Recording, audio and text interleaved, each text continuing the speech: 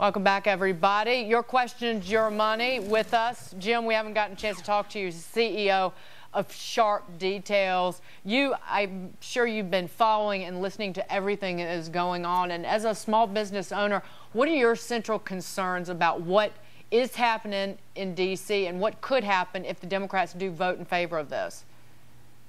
Well, I think the main thing is what we're concerned about is how much health coverage are we going to have to provide, or if we choose not to provide it, what's the cost going to be to us with the fine that'll be imposed? And so right now, as a small business, like many people, and I talked to a few guys yesterday that also own their small businesses, and I just said to them, hey, what do you guys think about this? A lot of them haven't looked into it, but it gets very confusing and very murky as far as what the details are and what we're going to be liable for once this passes, if it does. Yeah, so how does this play into your planning at all? You know, a lot of people that Dagen and I have spoken with, they're just kind of frozen. They don't know what to do, so therefore they're not hiring, they're not moving forward. Everything is on hold. Where do you stand as far as all this goes?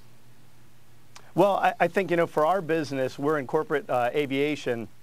I have about 60 employees between Virginia and Connecticut. We clean corporate jets. And our motto and our understanding is we always try to grow our business. We're never going to let whatever the government's doing or the economy's doing slow us down. We're aggressive. We always try to grow.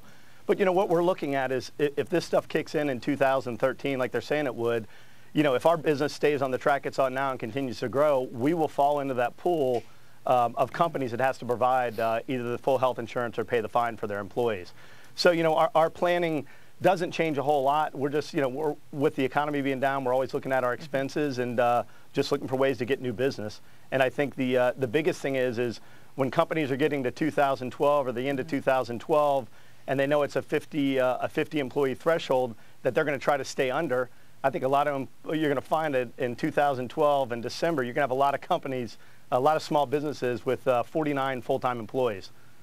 That's a great point, actually. They'll stay under the threshold. Jim, what kind of insurance do you offer now for your employees? And again, you have about 60 employees. And how much of your health care costs gone up just in the last, say, 3 years even? Well, I have the numbers for 3 years for my state taxes. They've gone up 6.8%, the state unemployment. But I can just tell you my health care costs from 2008 to 2009 went up 23% for my company. What have you done to try and get that down? If any, is there anything you can do? We could lower, and I'm not a healthcare expert or health insurance expert, but I know there's things we can do. For example, we could not offer it if we didn't want to, or we could offer higher deductibles, which may bring the cost down. But we offer a really good plan to our employees that want it. Some of our higher level employees get full health benefits, and some of the other employees we offer to pay half, which is 50%. And it's a Cadillac program, and it's a great program for them. Well, Paul Keckley, by the way, just as a side note from Deloitte in the last couple hours, said that he thinks that the small business pool market, that premiums there will go up double digits, 12% is what is the number that he was quoting, I think. Jim, you're also out there. You're a professional speaker. You're out. You talk to a lot of people. What are you hearing from other people? I haven't found anybody that likes the bill. I mean, quite frankly, a lot of my friends are small business owners, and I understand, the sweeping notion that this is something that could help society as a whole, and I understand and respect that. And with my costs going up 23%, I mean, obviously, I think that something needs to be done. But at the end of the day, I always look at things from a small business perspective. That's how I always look at things, because that's who I am. And I have a company I started from the trunk of my car. And, it just seems unfair for the government to start imposing these types of things on us. And like I said, when I'm out and about and talking to people, I don't find anybody that thinks this is a good idea. All right, we're going to hop to a quick email, I think, right? We have Jackie from Kansas. She writes in, we have a business where we provide payroll billing services to people with disabilities on Medicaid waivers. We employ approximately 400 part-time workers each year for our clients. How would the health care plan impact a business like ours? I mean, Jim, you've seen this firsthand, that this will have a direct effect, basically, on her bottom line. It will. And what they did, the Senate bill, the threshold for companies that this would apply to was 50 full-time employees was the terminology. The reconciliation bill changes that, and they use a unit. It's not a full-time employee anymore. Now it's a unit called an FTE, which is a full-time equivalent. And so a full-time equivalent is any employee that works 30 hours or more.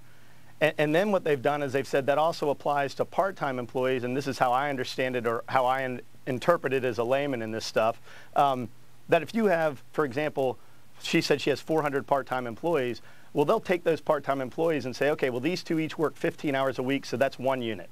These 3 work 10 hours a week each, that adds up to 30, that's another unit. So it's actually going to be measured in units, not necessarily full-time and part-time employees, so she could be liable. And part of the issue there, Jim, is that you are going to have government bureaucrats policing this and making those decisions and making those calls. So right. Again, adding another layer of what you have to deal with and cope with in terms of government intervention into your business. Well, that's correct, and you mentioned something that's kind of interesting, and I always think about it like this, and I'd love to see what the actual numbers are, but you talked about, government bureaucrats, and what I love is in Washington, all these government bureaucrats come up with all these laws and all these things that are going to be great for small business or may not be good for small business, but none of them have small business experience. I don't know if it's none, but not many. And I don't think working for a large corporation is included in that. This lady that has a 400 part-time employees, she's obviously worked hard to grow her business. And now government bureaucrats that sit around the table having no experience doing what she does or understanding small business are going to make decisions that affect all of us in the small business community. Right.